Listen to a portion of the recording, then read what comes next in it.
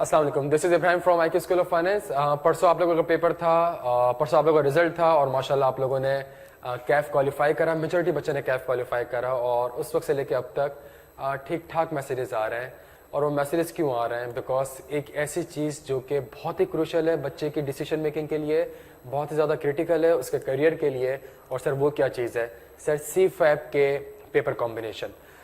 तो इसके लिए हम क्या कर रहे हैं सर? इसके लिए हम ये कर रहे हैं कि जी IQ स्कूल ऑफ फाइनेंस इंशाल्लाह कल फ्राइडे को 20 नवंबर को 6:45 से 9:30 तक एक सेशन रख रहा है। वो सेशन फिजिकल भी होगा ताकि आपको 1-to-1 अगर कोई काउंसलिंग चाहिए वो भी हम प्रोवाइड कर सकें, और वो सेशन ऑनलाइन पे भी चल रहा होगा। तो वो एक सेशन होगा, उसमें होगा क्या सर? देखें, पेपर कॉम्बिनेशन के लिए कौन कौन से फैक्टर्स मैंने कंसिडर करने हैं। फॉर एग्जाम्पल सर, ये 2 पर्चे पास हो जाएंगे तो MSA अनलॉक हो जाएगा।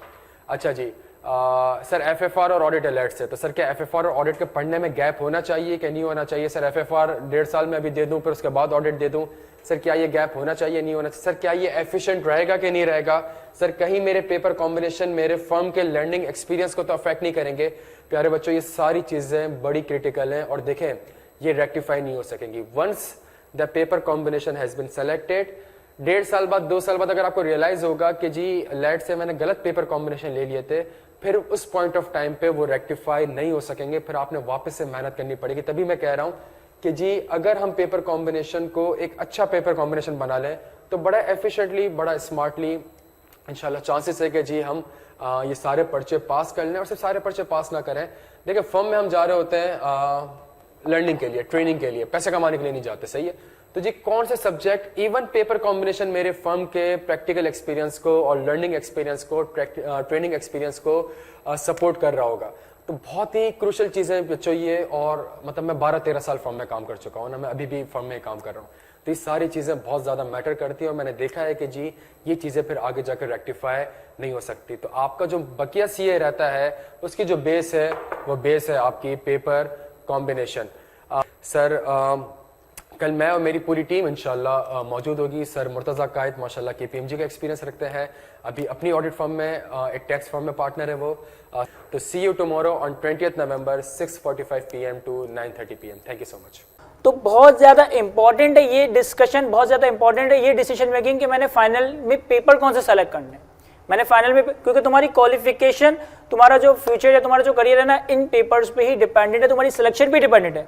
अगर सिलेक्शन ही प्रॉपर नहीं है, अगर सिलेक्शन ही प्रॉपर नहीं है तो क्या मैं अच्छी अटेम्प्ट दूंगा फाइनल की, क्या मेरा अच्छा रिजल्ट प्रोड्यूस होगा और मैं कहाँ जाके क्वालिफाइड बन रहा होगा।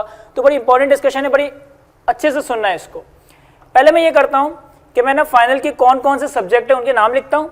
अच्छा, मैं ये सब्जेक्ट के नाम CFAP 1 2 3 4 5 करके नहीं लिखता, मैं इन सब्जेक्ट के नाम लिख रहा हूँ कि जो आपका फाइनल का टाइम टेबल है ना उसकी सीक्वेंस में। एक सेकेंड। अच्छा, मुझे एक बात बताएं कि कैफ के जो भी आपने अभी तक पेपर दिए हैं, कभी आप लोगों ने पेपर सिलेक्शन करते वक्त टाइम टेबल को देखा था या बस? अच्छा, ज़्यादातर लोगों का मुझे पता है कॉम्बिनेशन यही होगा 1 2 3 4 5 6 और 7 8 9। कोई रॉकेट साइंस ही नहीं है। 1 2 3 4 5 6 7 8 9 ये कॉम्बिनेशन नहीं होंगे। हो सकता है किसी ने आगे पीछे की हो चेंजेस, लेकिन मुझे आइडिया है कि जब तुम कैफ लेवल की प्लानिंग कर रहे होगे ना, तुमने 1 2 3 4 5 6 7 8 9 उठाया होगा। टाइम टेबल तो तुमने पेपर से 1 महीने पहले देखा होगा शायद, लेकिन फॉर्चुनेटली ये जो 1 2 3 4 5 6 और 7 8 9 का कॉम्बो बनता है ना, इसमें तुम्हारे पास हर पेपर में गैप आ जाता है। इसमें तुम्हारे पास हर पेपर में गैप आ जाता है। 1 2 3 लगातार नहीं होता, 4 5 6 लगातार नहीं होता, 7 8 9 6 लगातार नहीं होता। मुझे बताओ पेपर में गैप की कितनी रेलेवेंस है? कोई रेलेवेंस नहीं है सर। प्रोफेशनल एग्जाम दे रहे हो, गैप वैप क्या? सर आप प्रोफेशनल स्टूडेंट्स हो और आप गैप देख के डिसीजन मेकिंग करोगे? सर मैं पर्सनली पता है क्या समझता हूँ, मैं 6 महीने कितना ही अच्छा क्यों ना पढ़ लूँ, मैं 1 महीने कितना ही अच्छा क्यों ना रिवाइज कर लूँ, पेपर के 3 घंटों में मैं उन्हीं चीज़ों में बेस्ट परफॉर्म करता हूँ जो मैंने 24 घंटे पहले 48 घंटे रिवाइज किया। थ्योरी हो या न्यूमेरिकल हो, मैंने 6 महीने, 1 महीना, 1 हफ्ता कितना ही अच्छा क्यों ना पढ़ लिया और रिवाइज कर लिया, पेपर के 3 घंटों में सबसे पहले उन्हीं क्वेश्चन को अटेम्प्ट करता हूँ जो मैंने 24 या 48 घंटे पहले रिवाइज किए, क्योंकि वहाँ मेरा कॉन्फिडेंस कहीं और ही जा रहा होगा। यार अभी तो रिवाइज करके आया हूँ 24 घंटे के अंदर अंदर, तो इसको तो मैं पहले अटेम्प्ट करूँ, और ये मेरा सबसे कॉन्फिडेंस वाला एरिया होता है। पर्सनली मैं समझता हूँ कि गैप का होना ना नेमत से कम नहीं है। तुम्हारे लिए तो फाइनल लेवल पे अब तुम्हें अपॉर्चुनिटी मिल रही है कि पेपर को इस तरह से सेलेक्ट किया जाए जिसमें तुम्हें गैप मिले। ये गैप का होना किसी नेमत से कम नहीं है। जिस टाइम पे मैंने फाइनल दिया, जिस टाइम पे सर इब्राहिम ने, सर मुजम्मिल ने फाइनल दिया था, हम ई और एफ के 4-4 पेपर देते थे। 4 दिन लगातार मॉड्यूल ई के पेपर, 4 दिन लगातार मॉड्यूल एफ के पेपर, और पासिंग क्या निकलती थी कि अगर 100 बच्चा पेपर दे रहा है ना, तो हार्डली, मुझे याद है मैं केपीएमजी में था तो उस वक्त मेरे साथ 80 लोगों ने 4 पेपर दिए थे, सिर्फ 2 लोग थे जिन्होंने 4 पेपर निकाले थे। क्योंकि भाई आप कितना भी अच्छा क्यों ना पढ़ लो, 4 पेपर तो वैसे ही नहीं समझते थे, और फिर 4 पेपर अगर लगातार मैं कहूँ ना मंडे टू थर्सडे, तो वैसे ही वो पूरा का पूरा जो हमारा 6 महीने साल की पढ़ाई होती थी वो वेस्ट आ जाती थी। तो गैप की बहुत ज्यादा रेलेवेंस। अब तुम डिसीजन मेकिंग कर रहे हो अपने फाइनल लेवल की, तो सिलेक्शन में गैप को देखना है। तो इस वजह से जो मैं सीक्वेंस लिख रहा हूँ ना, वो 1 to 6 नहीं लिख रहा, बल्कि तुम्हारे सामने पेपर की सीक्वेंस लिख रहा हूँ कि मंडे ट्यूसडे वेडनेसडे कौन सा पेपर होने वाला है।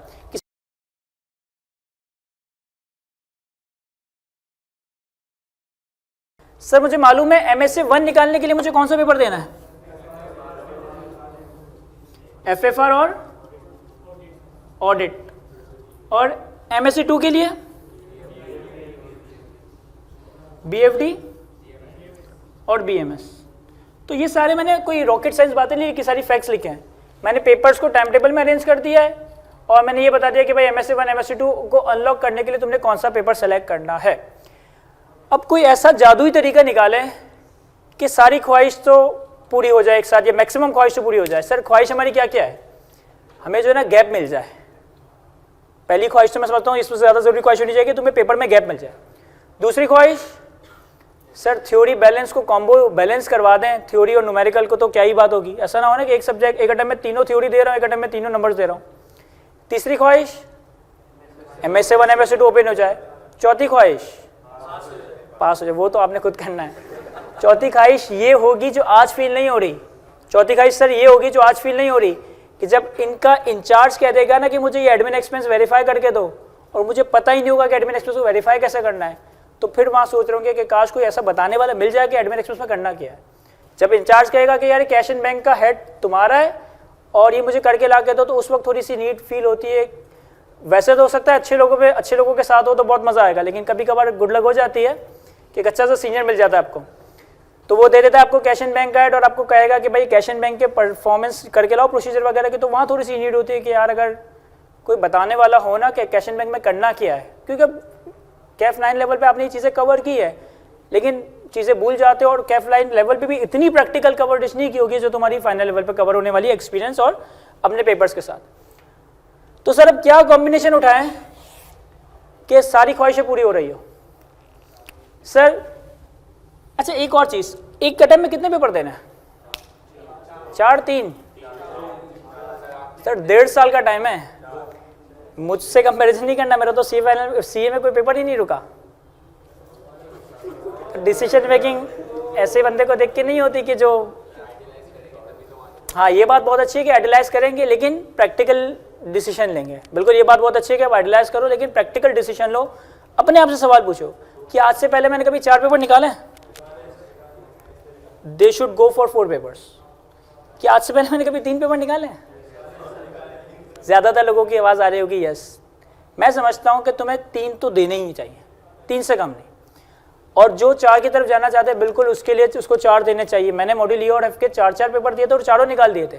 तो अगर कोई इस कैलिबर का है जो समझता है कि 4 पेपर मैनेज करेगा तो उसको हरगिज़ मना नहीं कि वो 3 ही थे, then you should go for 4 papers.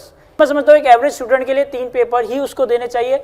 4 शायद तुम 1.5 साल में तो पढ़ लो, 1.5 साल में तो तुम 7 के 8 सब्जेक्ट पढ़ सकते हो। बात 1.5 साल की नहीं है, बात पता है क्या है कि पेपर से 2 महीने पहले, पेपर से 1 हफ्ता पहले मैं इन सब्जेक्ट्स को कितना अच्छे से मैनेज कर सकूंगा। तो 1.5 साल को भी देखना है लेकिन ये भी देखना है कि क्या 4 सब्जेक्ट 2 महीने पहले मैनेज हो जाएंगे, क्या 4 सब्जेक्ट पेपर से 1 हफ्ते पहले रिवाइज हो जाएंगे, और क्या मैं 4 कंसेक्यूटिव पेपर देने का प्रेशर हैंडल कर सकूंगा। अगर आप इतने कैलिबर रखते हो देन आपको 4 पेपर ही अटेम्प्ट करने चाहिए। हम एक एवरेज स्टूडेंट के हवाले से डिस्कशन करते हैं। अच्छा 4 की भी बात करूंगा, अगर 4 देने हो तो कौन से देना। अगर मैं 3 पेपर्स कॉम्बिनेशन बनाऊं कि यार मैंने 3 पेपर देने, तो मैं आपको ये नहीं कहूंगा कि यार जो मैं बता रहा हूं ना वही आपने अटेम्प्ट करना है, ये डिसाइड आपने खुद करना है। अब इस चीज से बाहर आओ कि लोगों की इंपोज की हुई चीजों को आप कब तक फॉलो करते रहोगे। खुद आपने डिसीजन मेकर बनना है। आपकी क्वालिफिकेशन की कोई फायदा नहीं है कि इन दी एंड इस लेवल पे भी आके दूसरों के इंपोज डिसीजन को आप फॉलो करो। मैं खुद इवेल्युएट करूं कि मेरे लिए क्या बेहतर है, मेरे लिए क्या बुरा है, मैं जो डिसीजन सेलेक्ट करने जा रहा हूँ उसमें क्या प्रोस एंड कॉन्स हो सकते हैं, और खुद मेरी भी डिसीजन मेकिंग होगी कि मुझे कौन से 3 या कौन से 4 पर्चों को अटेम्प्ट करना है। मैं तुम्हारे सामने पॉसिबल कॉम्बिनेशंस, हर कॉम्बिनेशंस के क्या फायदे हो सकते हैं, क्या नुकसान हो सकते हैं वो लिखता हूँ। तुम कोई कॉम्बिनेशन सेलेक्ट करोगे उस पर भी हम आर्ग्यूमेंट करेंगे और आपके लिए कोशिश करेंगे कि आपके लिए बेस्ट कॉम्बिनेशन सेलेक्ट हो रहा हो। सर ऑप्शन 1,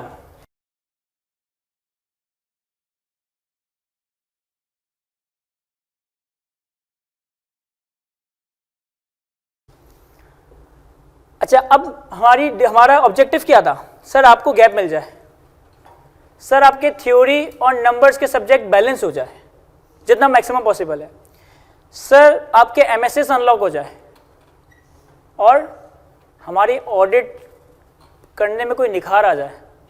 ऐसा ही है ना, ये हमारे ऑब्जेक्टिव नजर आते हैं। और कोई ख्वाहिश हो तो वो भी बताएं सर कि सर शुरू के 1.5 साल में शादी करनी है तो पढ़ना नहीं है, तो ये भी हो सकती है विश। तो मैं समझता हूँ कि भाई मुझे गैप मिल जाए, एमएसएस अनलॉक हो जाए, ऑडिट में मज़ा आ जाए और जो है ना हमारी बैलेंस और नंबर्स, थ्योरी और नंबर्स का कॉम्बिनेशन बैलेंस हो जाए ना तो मज़ा आ जाए। मैंने जो शुरू के 4 कॉम्बिनेशन है ना लिखे ना, शुरू के 4 कॉम्बिनेशन, इसमें मैंने एफएफआर और ऑडिट को जुदा नहीं किया। क्यों? इस वजह से कि एफएफआर ऑडिट अगर तुमने पहले अटेम्प्ट में दिया ना तो तुम्हारा एमएसए 1 अनलॉक होगा। एमएसए 1 को अनलॉक करने के लिए मैं ऑडिट और एफआर तुमसे रिकमेंड करूंगा कि तुम लोग साथ ही देना, भले पहली अटेम्प्ट में ना दो ना, अगर पहली अटेम्प्ट में ना दो तो फिर एफएफआर ऑडिट में से कोई भी मत देना, फिर अगली अटेम्प्ट में एफएफआर ऑडिट देना। क्यों? देखो मैं तुम्हें बताता हूं। अब मैं लिखने जा रहा हूं कि क्लास आर्ट्स और सेल्फ स्टडीज तुम्हारी इन सब्जेक्ट की कितनी है। मैं क्लास आर्ट्स लिखता हूं, एफएफआर का कोर्स तकरीबन 280 आवर्स का है, बीएफडी का कोर्स सर मुजम्मिल तकरीबन 200 घंटे, कंपनी लॉ का कोर्स क्लास आवर्स इसकी कम है लेकिन इसकी सेल्फ स्टडी ज़्यादा है, एडवांस ऑडिट का कोर्स तकरीबन 150 टू 180 आवर्स, बीएमबीएस का कोर्स तकरीबन 90 टू 120 आवर्स, एडवांस टैक्स का कोर्स तकरीबन 180 आवर्स। अब अगर मैं आज टर्म में ब्रेक करूं तो सबसे ज़्यादा जो हेवी सब्जेक्ट है ना वो मेरे पास एफएफआर है, तो नेक्स्ट 6 मंथ्स में इसको रखना इतना अच्छा डिसीजन नहीं होगा। पहले 1.5 साल का स्लैब है उसमें अटेम्प्ट करना चाहिए। फिर उसके साथ मैंने ऑडिट रखा, इसका रीज़न पता है क्या है? एफएफआर में तुमने पढ़े 280 घंटे, ऑडिट में पढ़े तुमने तकरीबन 150 घंटे। अब जो तुम्हारे पास उसके बाद एमएसए 1 अनलॉक होगा ना, इस एमएसए 1 के कोर्स में 100% एफएफआर है, 100% एडवांस ऑडिट है। तो अगर सोचो तुमने ऐसा कॉम्बिनेशन बनाया कि आज एफएफआर दे रहा हूं, उसके 2 साल बाद या 1 साल के बाद एमएसए दूंगा, तो यानी कि अब तुम एमएसए के लिए एफएफआर पूरा दोबारा से पढ़ोगे। आज ऑडिट दे रहा हूं, उसके 1 साल बाद, देखो 6 महीने तो तुम्हें रुकना ही पड़ेगा, क्योंकि अगर मैं एफएफआर पास करता हूं, ऑडिट पास करता हूं, तो 6 महीने बाद ही एमएसए 1 होगा, एक साथ नहीं हो सकता। तो मुझे कम से कम ऐसे कॉम्बिनेशन की तरफ जाना चाहिए कि यार आज एफएफआर ऑडिट निकाला ना, अब अगले 6 महीने में फौरन एमएसए 1 दे दूं। अगर मैंने आज एफएफआर निकाला और 1 साल या 1.5 साल के बाद एमएसए 1 दे रहा हूं, या आज ऑडिट निकाला और 1 साल के बाद और 1.5 साल के बाद एमएसए 1 दे रहा हूं, तो तुम ये देख लो कि तुम्हें एमएसए 1 के लिए ये आवर्स दोबारा से रिपीट करने पड़ रहे होंगे। और ये मैं समझता हूं कि तुमने कोई स्मार्ट वर्किंग नहीं है कि तुमने जो ना गधा मजदूरी की है, कि पहले 280 घंटे एफएफआर पढ़ा, फिर दोबारा एमएसए 1 के लिए वही एफएफआर का टाइम लगाओगे, पहले 150 घंटे ऑडिट पढ़ा, फिर दोबारा एमएसए 1 के लिए ऑडिट का टाइम लगाओगे। तो कॉम्बिनेशन ऐसा सेलेक्ट करना है कि जिस अटेम्प्ट में एफएफआर और आपका ऑडिट क्लियर हो, उसकी अगली इमीडिएट अटेम्प्ट में तुम्हारा एमएसए 1 हो, क्योंकि अब एमएसए का जो कोर्स है ना वो तुम्हारे लिए पता है कितना रह जाएगा? 90 आवर्स का। जो आईकेप की ग्रेड है ना, आईकेप की ग्रेड में एमएसए 1 के कोर्स को 90 आवर्स दिए गए। क्यों? ऑन द असम्पशन कि इमीडिएटली तुमने एफएफआर पढ़ा है और एफएफआर में तुम चीते हो और तुम ऑडिट जो है ना तुम्हें बहुत अच्छे से आता है, तो आप एमएसए 1 90 आवर्स में कर सकते हो। अगर एफएफआर तुमने पढ़ा है ना 1.5 साल पहले, 2 साल पहले, तो वो एफएफआर की आवर्स भी फिर एमएसए में ऐड करके काउंट करना। अगर ऑडिट तुमने इस तरह से कवर किया तो एमएसए में अकॉर्डिंगली उसको काउंट करके ऐड करना है। तो एक तो इस कॉम्बिनेशन में सब में एक बात कॉमन है, तो पहले मैंने जो 4 कॉम्बिनेशन बनाए ना उसमें मैंने एफएफआर ऑडिट को साथ रखा है। किस नीयत से कि मेरा एमएसए 1 ओपन हो जाए। यानी ये चारों ऑप्शंस को सेलेक्ट करने में ये बात इनडिफरेंट हो गई, क्योंकि ये बात तो चारों में ही आ रही है, इन दोनों में वो चीज नहीं है। तो तुमने एफएफआर तो आज दिया, फिर तुम अगले 1.5 साल के बाद जब 6 महीने बाद ऑडिट दोगे, तुम्हारा एमएसए 1 कितना आगे जा रहा होगा, और फिर एमएसए 1 के लिए दोबारा से एफएफआर करोगे। तो ये थोड़े से इस वजह से बेड लक कॉम्बो हो गए, क्योंकि यहां तुम्हारा एफएफआर देने के बाद एमएसए अनलॉक नहीं होगा, फिर तुम ऑडिट दोगे, फिर कहीं जाके तुम एमएसए 1 अटेम्प्ट कर सकोगे। सर दूसरी चीज, क्या मुझे गैप मिल रहा है? अगर मैं एफएफआर और ऑडिट दूं, सॉरी अगर मैं इन 4 कॉम्बिनेशन की बात करूं, मैं एफएफआर और ऑडिट दूं तो मुझे गैप मिल रहा है? यस सर ये मंडे को है, यस सर ये थर्सडे को है, तो गैप भी मिल रहा है। क्या मेरे थ्योरी और नंबर्स बैलेंस हो रहे हैं पेपर्स कॉम्बिनेशन में? Yes sir, FFR is 100% numerical subject, quantitative subject, disclosures वगैरह होते हैं, लेकिन अगर मैं एक सब्जेक्ट की बात करूं तो ये क्वांटिटेटिव सब्जेक्ट है। Audit is 100% qualitative subject. तो इन 2 सब्जेक्ट्स की सिलेक्शन तक मेरे पास थ्योरी और नंबर्स का बैलेंस मेंटेन हो रहा है। क्या मेरी ऑडिट लाइफ सुकून दे हो रही होगी? लाजमी। अगर तुम ऑडिट शुरू में ही पढ़ते हो तो सोचो प्रोसीजर परफॉर्म करने में तुम्हें कितना मजा आ रहा होगा। प्रोसीजर पर नहीं सर, ऑडिट अगर मैं करूंगा तो मेरा पेपर पास निकलेगा ना।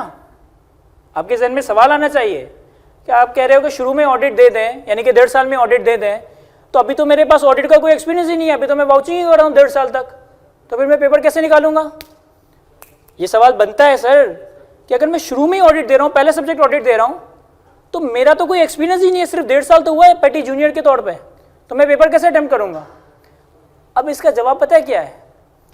अगर ऑडिट का पेपर पास करने के लिए एक्सपीरियंस जरूरी होता ना, तो इंडस्ट्री आर्टिकल वालों का ऑडिट का पेपर ही ना होता। इंडस्ट्री आर्टिकल वालों को ऑडिट का पेपर ही ना होता।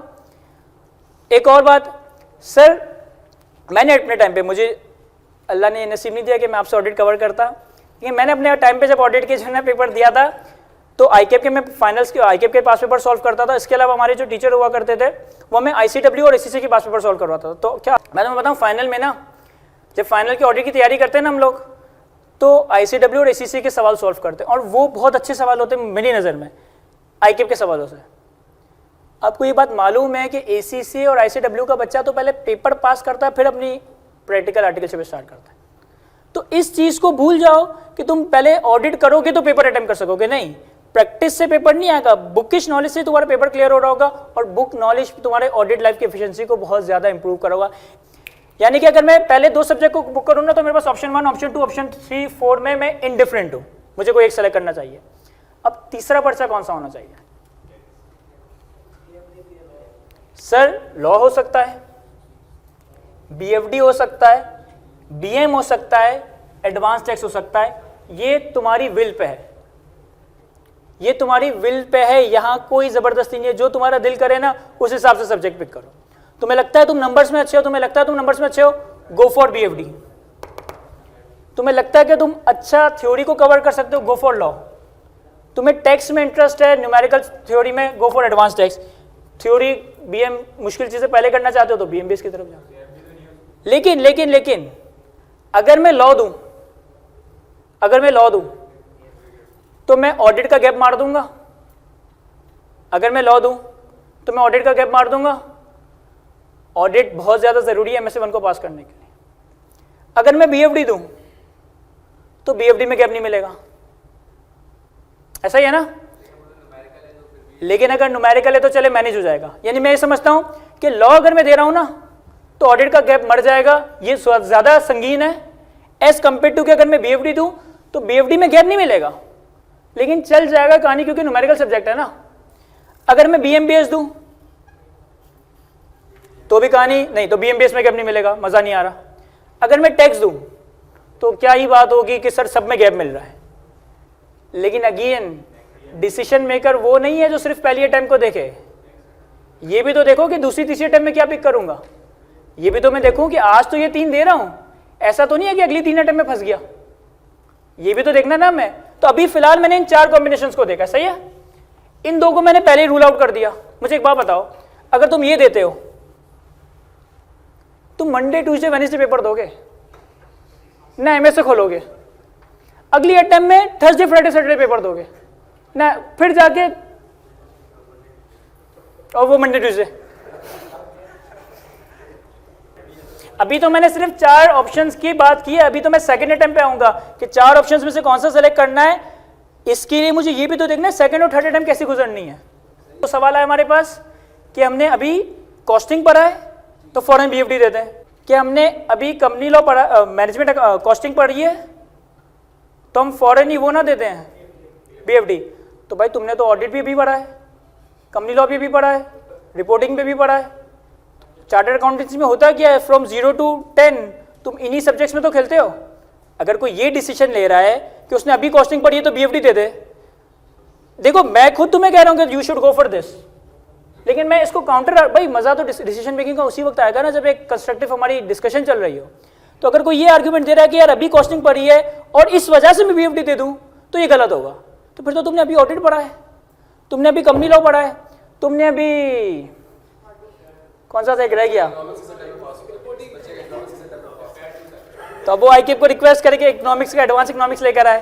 तो ये डिसीजन मेकिंग की बेसिस मेरे ख्याल में गलत होगी कि यार मैंने अभी कॉस्टिंग पढ़ा तो इस वजह बीएफडी दो, लेकिन कोई सॉलिड बात लेकर आओ कि यार बीएफडी मैं दूंगा लेकिन इस वजह से, ये मेरे ख्याल में कोई रीजन नहीं है कि कॉस्टिंग अभी पढ़ा है तो बीएफडी, तो फिर तो ऑडिट अभी पढ़ा है, एफएफआर अभी पढ़ा है, कंपनी लॉ अभी पढ़ा है, तो वो भी दे दो फौरन। तो अभी तो हमने सिर्फ ऑप्शन 1 प्लॉट किया है,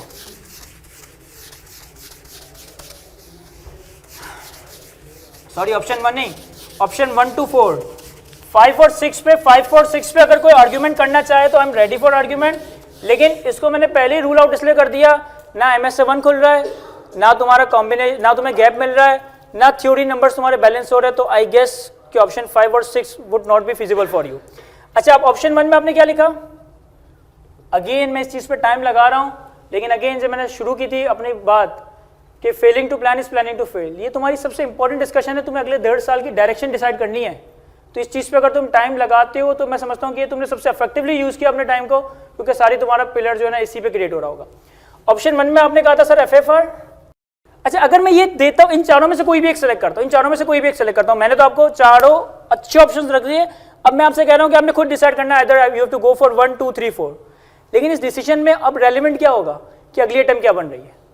अगर लेट्स से कि मैं एफएफआर ऑडिट और कंपनी लॉ देता हूँ, खुद बताओ अगली अटेम्प्ट में क्या दोगे, MSA1 अगर पास हो गए तो ये तो रूल आउट ही कर देते हैं, अगर पास हो गए तो MSA1 और BFD BM ये होना चाहिए ना अगली अटेम्प्ट में, तीसरी अटेम्प्ट में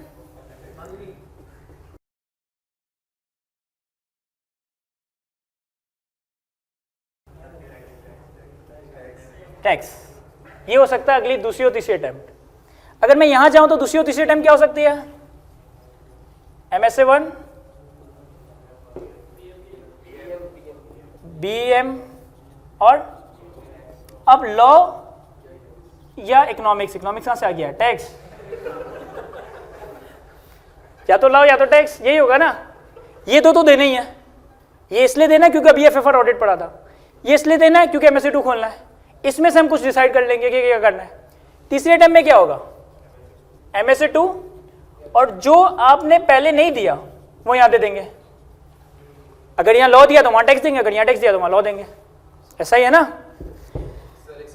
जी सर, जो सेकंड वाला ऑप्शन है ना उसमें टैक्स थोड़ा सा इसलिए फिजिबल रहेगा क्योंकि MSA2 में वो कहीं ना कहीं टैक्स की एडजस्टमेंट पूछ जाता है। MSA2 का जो 100 नंबर का पेपर है ना उसमें वो 8-10 नंबर के तो आपका टैक्स एक्यूमेंट पूछता जरूर है। सर मुजम्मिल ने एक बात की है कि MSA में BFD कहीं ना कहीं थोड़ा और BM तो है, लेकिन 10% 5% 5-7% 5 या 7.5% जो है ना आपके पास टैक्स भी है, तो आपको यहाँ जो है ना टैक्स उठाना चाहिए। खैर हम दोनों पे ही बात कर लेंगे। एक इन्होंने प्लस पॉइंट बताया क्योंकि डिसीजन मेकिंग होगी ना कि आप कुछ कॉन्स बताएं, ये कुछ प्रोस बताएं, तो फिर मैं अच्छा डिसीजन निकालूँ ना आपके लिए। तीसरे में दूसरी अटेम्प्ट क्या हो सकती है, तीसरे कॉम्बिनेशन में सर MSA1 और BFD, BMS तो भी दिया है ना, या तो लॉ, ये सेम कैसे हो गया, अच्छा यहाँ BFD दिया तो सही है, या तो लॉ या टैक्स, और यहाँ क्या होगा MSA2 और लॉ और टैक्स में से जो रह गया वो यहाँ दे दोगे, ऐसा ही है। सर ये कंट्रोल में आ रही है, इतनी शाखें बनाते जा रहे हैं हम, कंट्रोल में लाना पड़ेगा, आपकी डिसीजन मेकिंग हो रही है। दूसरे अटेम्प्ट में क्या दोगे, MSA1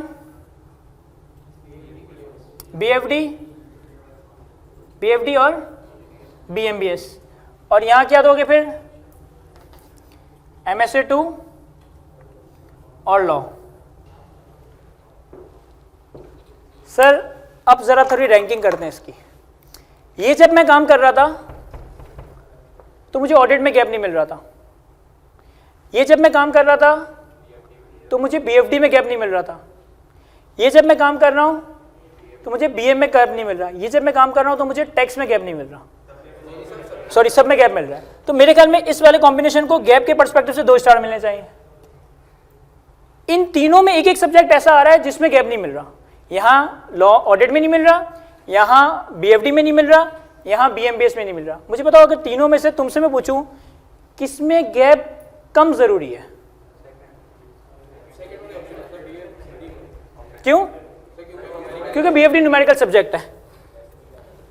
इसको तो मैं समझता हूं 2 स्टार मैंने इसलिए दी क्योंकि हर एक सब्जेक्ट में गैप आ रहा है, लेकिन यहां मैंने 1 स्टार क्यों दिया है? बीएफडी में गैप नहीं है लेकिन न्यूमेरिकल सब्जेक्ट अच्छा हो जाएगा।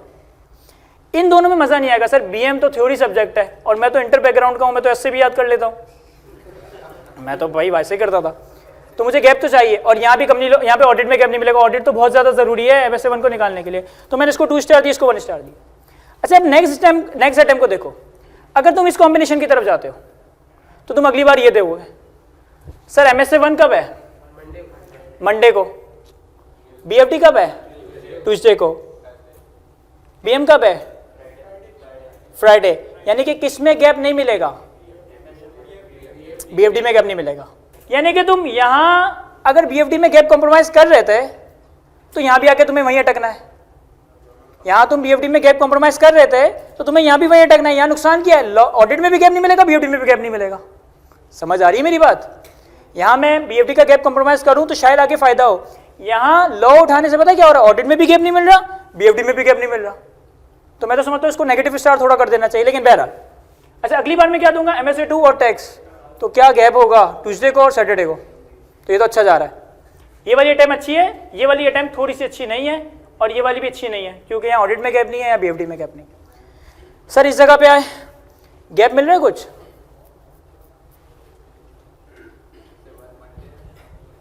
सर मंडे को MS1 है, फ्राइडे को BMBS है।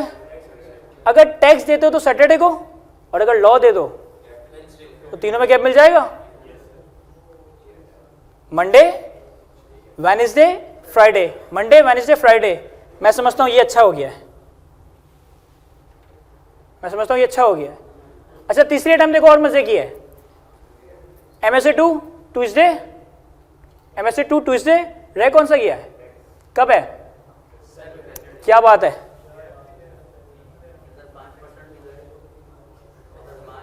हाँ एक अच्छा सवाल सर, MSA2 में 5% टैक्स भी तो है, तो टैक्स साथ ही तो पढ़ रहे हो, सही है। मैं चाहता हूं कि आप इस तरह के अजीब से नहीं अच्छे सवाल पूछे हैं।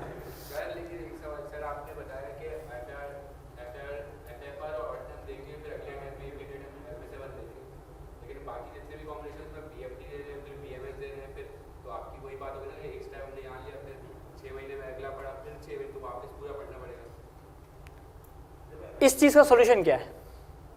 इसका सॉल्यूशन पता है क्या है? पहली अटेम्प्ट में 4 सब्जेक्ट दो।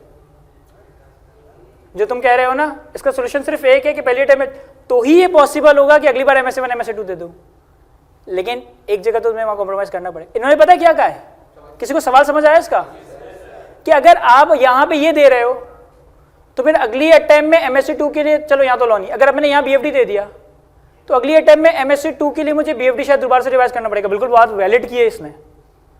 अगर मैं यहाँ BMBS दे रहा हूँ तो MSA2 के लिए मुझे BMBS वापस पढ़ना पड़ेगा। लेकिन इसके इस आर्ग्यूमेंट का सोल्यूशन पता है सिर्फ एक ही है कि मैं पहली अटेम्प्ट में 4 दूं। हाँ ऑप्शन 4 पे भी आता है। तो पहले हम इसकी डिस्कशन पूरी करें, फिर इनके सवाल को आंसर करते हैं। इनका सवाल में समझ आता है कि अगर मैं BFD पहले देकर 1 साल के बाद MSA2 देता हूं तो फिर मुझे तो MSA2 के लिए BFD दोबारा पढ़ना पड़ेगा। इस चीज को हम ऑन नोट रखते हैं फिलहाल। सर तीसरे वाले पे आप थे, MSA1 मंडे, ट्यूसडे। MSA1 आपका मंडे को हुआ, ट्यूसडे को BFD हुआ, और कंपनी लॉ कर देते तो ये तो बड़ा वर्स्ट सिनेरियो होगा कि तुम वेडनेसडे को दोगे, मंडे ट्यूसडे वेडनेसडे दोगे। अच्छा फिर नुकसान पता है क्या होगा? अच्छा अगर टैक्स दे दें यहाँ पे, अगर टैक्स यहाँ पे दे दिया ना तो फिर यहाँ MSA2 और लॉ एक साथ देना। सबका ध्यान यहाँ हो गया है। ये मैंने ये 3 दिए, फिर मंडे को MSA1 दिया, ट्यूसडे को BFD दिया, वेडनेसडे को लॉ और टैक्स में से अगर लॉ दिया तो 3 दिन लगातार पेपर होगा। अगर टैक्स दिया तो फिर MSA2 और लॉ साथ दोगे। तो यानी कि मैं समझता हूं कि इसको माइनस स्टार हो गया यहाँ पे, नुकसान हो रहा है ना, यहां लॉ का गैप मर रहा है, टैक्स दे रहा हूं तो वहां लॉ का गैप मर रहा है, तो लॉ की गैप आगे जाके डेड हो रहे हैं यहां पे। सर आखिरी वाला केस, एफएफआर ऑडिट और टैक्स, दूसरी अटेम्प्ट में MSA1 BFD BMS, गैप किस में मिल रहा है? MSA1 में BFD में नहीं मिल रहा गैप, BMBS में मिल रहा है, लेकिन तीसरी अटेम्प्ट खराब हो रही है, MSA2 और लॉ में गैप नहीं मिल रहा। ये मैंने नेगेटिव स्टार पता है क्यों बनाया है? क्योंकि मैं थ्योरी सब्जेक्ट में गैप चाह रहा हूं। यहां लॉ में गैप नहीं मिल रहा था, मैंने नेगेटिव कर दिया, यहां लॉ में गैप नहीं मिल रहा था, मैंने नेगेटिव कर दिया, यहां BFD में गैप नहीं मिल रहा, यहां BFD में गैप नहीं मिल रहा, लेकिन स्टिल यहां भी नहीं मिल रहा था, मैंने कहा BFD में गैप नहीं भी मिलता चल जाता है। अब आपके सामने डिसीजन मेकिंग है, आप खुद डिसाइड करो कि तुम्हें क्या करना है। सर सवाल जो किया था कि अगर MSA2 देते तो BFD ने शुरू में पढ़ा होगा, MSA2 का अगर मैं थोड़ा सा स्ट्रक्चर बताऊँ ना, तो MSA2 के स्ट्रक्चर के अंदर बेसिकली वो आपस में केस प्लान देते हैं, केस स्टडी देते हैं, उस केस स्टडी के अंदर जो डिटेलिंग दी गई होती है ना, उस पर marketing, strategy, HR, objective, sustainability, इनका ज़्यादा बड़ा रोल होता है rather than mathematical calculation. Mathematical calculation को वो करवा देता है, लेकिन उसको इंटरप्रेट करके रिजल्ट फॉर्म में प्रेजेंट करना, वहाँ पे BMS ज़्यादा फायदा देता है, पहली चीज़। दूसरी चीज़, BFD का जो मैप वाला पोर्शन है वो MSA2 में इतना ज़्यादा टेस्ट नहीं होता, तो रिलेटिवली जो MSA2 की यानी जो रिविजन कर रहा होगा BFD का भी, वो BFD को आधा ही लेक्चर रिवाइज कर रहा है। अच्छा, जो सर की बात, सर ने कहा कि किसी ने सवाल पूछा था ना कि अगर मैं आज BFD दे देता हूँ, एक स्टूडेंट ने सवाल पूछा था कि अगर आज मैं BFD दे रहा हूँ और मैं 1.5 साल के बाद MSA2 दे रहा हूँ, तो MSA2 के लिए मुझे BFD पढ़ना पड़ेगा। तो एक तो मुझे जो सोल्यूशन समझ आया था कि भाई अदरवाइज तो फिर आपको 4 देने पड़ेंगे। सर ने बड़ा इसका प्रोडक्टिव आंसर दिया है कि जो MSA2 के पेपर का स्ट्रक्चर है ना, उसमें कैलकुलेशन का पार्ट कम है, जो मैं आसान अल्फाज में बता रहा हूँ, कैलकुलेशन का पार्ट कम है, लेकिन रिपोर्ट राइटिंग, उसकी प्रेजेंटेशन, उसकी एनालिसिस और उसकी बेसिस पे आपकी मार्केटिंग और डिफरेंट स्ट्रेटजीज को डिसाइड करना, ये ज्यादा बड़ा कंपोनेंट है, एक चीज। दूसरी चीज, जैसा मैंने आपको बताया ना कि FFR का 100% कोर्स MSA1 में, BFD में ऐसा नहीं है। BFD में आपके ना 2 पेपर है बेसिकली, एक बिजनेस फाइनेंस डिसीजन का, एक मैनेजमेंट अकाउंटिंग का। मैनेजमेंट अकाउंटिंग का एरिया आपका MSA2 के एरिया में टेस्ट ही नहीं होता है, बिल्कुल कम टेस्ट हो रहा होता है, कम टेस्ट हो रहा होता है। तो मुझे MSA2 के लिए पूरा BFD रिवाइज नहीं करना, मुझे MSA2 के लिए BFD का 70% ऑफ द पोर्शन रिवाइज करना है, जो कि MSA2 में सिग्निफिकेंट नहीं, लेकिन अनसब्सटेंशियल भी नहीं कहूँगा, अराउंड मैं समझ सकता हूँ सर की बातों से कि 30% 40% रोल प्ले कर रहा होगा। ज्यादा जो तुम्हारा एरिया होगा ना, वो रिपोर्ट राइटिंग, उसकी प्रेजेंटेशन, उसकी ड्राफ्टिंग, उसकी डिसीजन मेकिंग, उसकी बेसिस पे तुम्हें कैसे करनी है। और सर से भी मैं रिक्वेस्ट करूंगा कि जब सर को मैं टाइम दूं तो वो उस पर थोड़ा बात भी कर लीजिएगा सर MSA2 के लेवल से। सर आप बताएं क्या करें, ऑप्शन 1 2 3 4। सर मैं बताऊं, मैं आपकी जगह क्या होता तो मैं क्या करता, मैं ये देता, हाँ मैं तो 4 ही देता।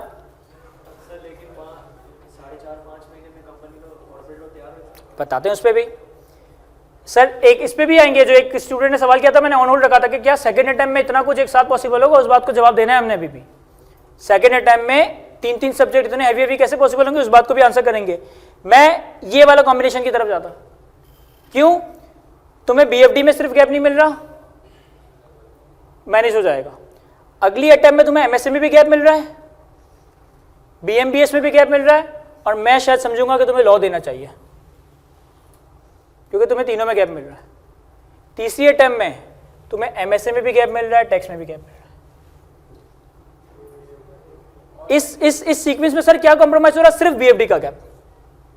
इस सीक्वेंस में पता है क्या कॉम्प्रोमाइज हो रहा है? ऑडिट का गैप, BFD का गैप। तो यहां 2 गैप कॉम्प्रोमाइज हो रहे हैं, यहां 1 गैप कॉम्प्रोमाइज हो रहा है। और ऑडिट का गैप मैं समझता हूं जरूरी है, MSA1 ओपन नहीं होगा अगर ऑडिट का पेपर जाया हो गया था। इसमें सर, इसमें तो पता है क्या हो रहा है ना, BFD MSA में गैप मिल रहा है, और अगर MSA2 के बाद लॉ दिया तो उसमें भी गैप नहीं मिल रहा। सर सेकंड ऑप्शन में एक चीज अच्छी ये भी अपेरेंटली लग रही है कि चूंकि MSA1 होगा तो बच्चा जो ऑडिट एफएम पढ़ के आएगा उसमें टाइम इन्वेस्ट करना पड़ रहा होगा। उस पे वो मेरा सेकंड स्टेज, मेरा सेकंड आर्गुमेंट ये था कि मैं अपना टाइम भी प्लॉट करूंगा इसके बाद। और बिल्कुल ऐसे। और अगर मैं इसमें भी आऊं ना, तो इसमें पहली अटेम्प्ट में तीनों में गैप मिल रहा है, पहली अटेम्प्ट में तीनों में गैप मिल रहा है, लेकिन यहां BFD में गैप नहीं मिल रहा, यहां लॉ में गैप नहीं मिल रहा। तो ये अगेन यहां 2 गैप कंप्रोमाइज हुए।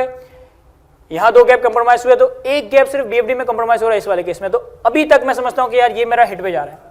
अब आता हूँ इस सवाल पे कि क्या सेकंड अटेम्प्ट में ये सब्जेक्ट्स मैनेज होंगे कॉर्पोरेट लॉ का? क्या सेकंड अटेम्प्ट में कॉर्पोरेट लॉ का सब्जेक्ट, हैवी सब्जेक्ट मैनेज होगा या नहीं? तो जरा प्लॉट करते हैं ना टाइम टेबल। MSA 1 कितने सर? 90 आवर्स। BFD कितने? 200 आवर्स। BM कितने? 90 आवर्स रखे थे मैंने, थोड़ी देर पहले तुम्हें बताए थे मैंने। BFD के 180 रखे थे,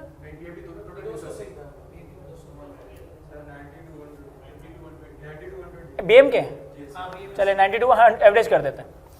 MSA 1 के 90, 100 और टैक्स के कितने रखे थे? 180। नहीं, मैं तो लॉ की लेकर मैं कहूँ तो लॉ में कितने थे? 200 और टैक्स के मैंने 180 रखे थे।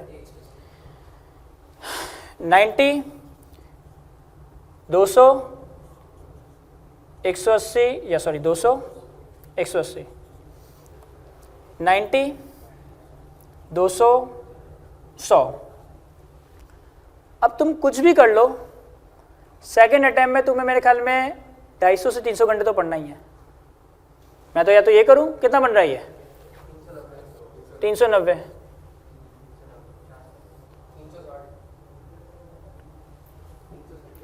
360 कैसे हुआ है? 200, 300, 390 हुआ है। क्या प्लस माइनस नहीं हो रहा हमसे?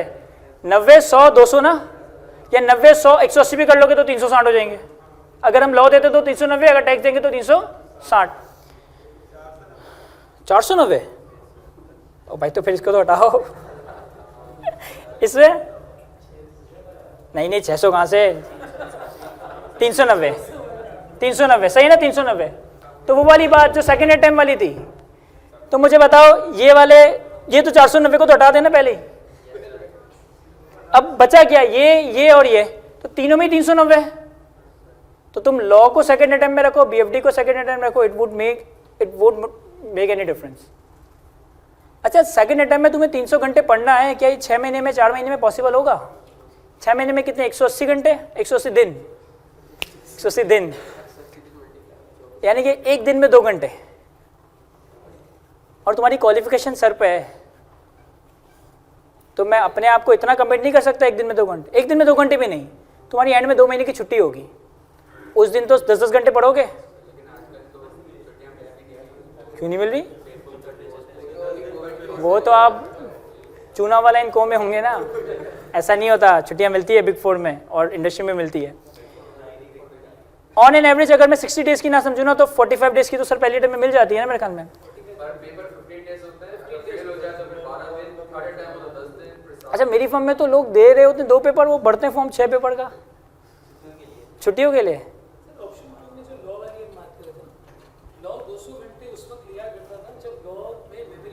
हाँ, अब वो ओपन बुक होगी। अब लॉ रिलेटिवली होगी ओपन बुक, तो तुम्हारे एनालिसिस और बुक के ऊपर जितना अच्छा ग्रिप होता है उतना अच्छा पेपर में परफॉर्म करने के चांसेस होते हैं, because now it's case study, right? तो रिलेटिवली सेकंड अटेम्प्ट में थोड़ा कम टाइम लगेगा दोस्तों। सर ने ये आर्ग्यूमेंट दिया है, या सर ने ये अच्छा एक प्रोडक्टिव पॉइंट रखा है कि लॉ एक मुश्किल तरीन सब्जेक्ट था, और जो है ना लॉ एक मुश्किल तरीन पेपर हुआ करता था, क्योंकि उसमें ना बहुत ज़्यादा याद करना पड़ता था। यानी कि अगर आपने कंपनी लॉ में, अगर मैं समझता हूँ याद किया है ना, तो उसको मल्टीप्लाई पर 5-6 टाइम्स कर दो ना, तो आपको इतना कॉर्पोरेट लॉ याद करना पड़ता है। साउथ एशिया का सबसे बड़ा सिलेबस है। हाँ, लेकिन अब काफ़ी ज़्यादा इसमें अच्छी बात यह है कि ओपन बुक हो गया है, तो अब तुम्हारी मेमोरी टेस्टिंग से ज़्यादा तुम्हारी नॉलेज बेस्ड या application based, concept based testing हो रही होगी। तो शायद अब मैं समझता हूँ मुश्किल तो होगा, क्योंकि ज़्यादा लॉज इतने ज़्यादा है, लेकिन अब तुम्हें इतना ज़्यादा टाइम नहीं लगाना पड़ेगा जितना तुम्हें याद करने में लगाना पड़ रहा होगा। सर बस एक चीज़ का आंसर करूँ, मैं आपके सवाल लेता हूँ। तो वो वाली जो बात थी ना, मुझसे किसी ने ऑनलाइन स्टूडेंट ने पूछा था, कहता नहीं किसी ने, कि सेकंड अटेम्प्ट में मैं लॉ कैसे मैनेज करूँगा? तो तुम इसमें जाओ, इसमें जाओ या इसमें जाओ, तुम्हें 390 घंटे मैनेज करना है।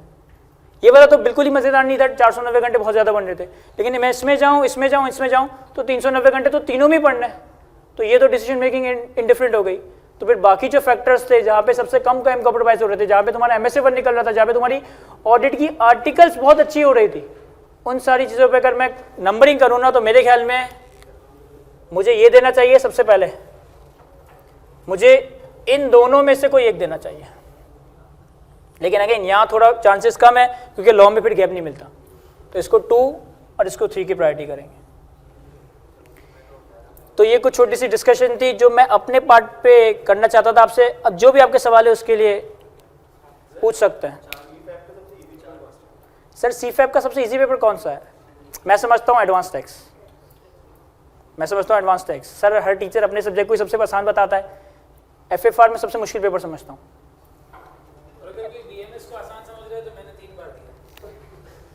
सर असल में BMBS और ऑडिट का, सॉरी मैं आपके सब्जेक्ट के बारे में कमेंट कर रहा हूँ, मुझे ऐसा लगता है कि ये सब्जेक्ट के बाद ना पास होने वाले को पता है वो कैसे पास हो गया, ना फेल होने वाले को पता है कि कैसे फेल हो गया। तो ये मेरा अपना व्यू है, वो गलत हो सकता है। अच्छा किसी ने 4 सब्जेक्ट पूछा था सर, 4 सब्जेक्ट तो फिर FFR क्या लिख रहे हैं, BFD, BMBS और ऑडिट, 4 सब्जेक्ट अगर दे रहे हो तो फिर तुम 4 सब्जेक्ट दे ही इसलिए रहे हो क्योंकि तुम MSc 1 MSc 2 खोल दो। जो 4 सब्जेक्ट सोच रहा है ना वो 4 सब्जेक्ट दे ही इसलिए रहा है कि MSc 1 MSc 2 खोल दे, तो फिर तो वो यही 4 देगा ना। अब इसमें उसके गैप वैप कंप्रोमाइज हो रहे हैं, किसमें गैप नहीं मिल रहा? BFD में और BM में। BFD का गैप चल जाएगा, BM में गैप की रिक्वायर्ड में, लेकिन अगर कोई किसी में है ये तब पर जो 4 दे रहा है तो मेरे ख्याल में वो BM के गैप के बगैर भी मैनेज कर सकता है। तो 4 सब्जेक्ट दे रहे हो तो फिर तुम ये दोगे, अगली बारी में फिर MSc 1 MSc 2 कंपनी लॉ और टैक्स दे रहे होगे। इन एनी केस अगर 1.5 साल का टाइम है आप 4 की तरफ जा सकते हो, लेकिन इस चीज़ को जरूर कंसिडर कर लेना, 1.5 साल का अर्से में 4 तो क्या मैं 6 सब्जेक्ट पढ़ सकता हूँ? क्या पेपर के 2 महीने पहले, क्या पेपर के 1 हफ्ते पहले मैं 4 को रिवाइज कर सकता हूँ? इफ यस देन 4 की तरफ जाओ, फिर अगले टाइम में भले 2 दे देना, कोई मसला नहीं है। कोई सवाल, कैसा भी सवाल?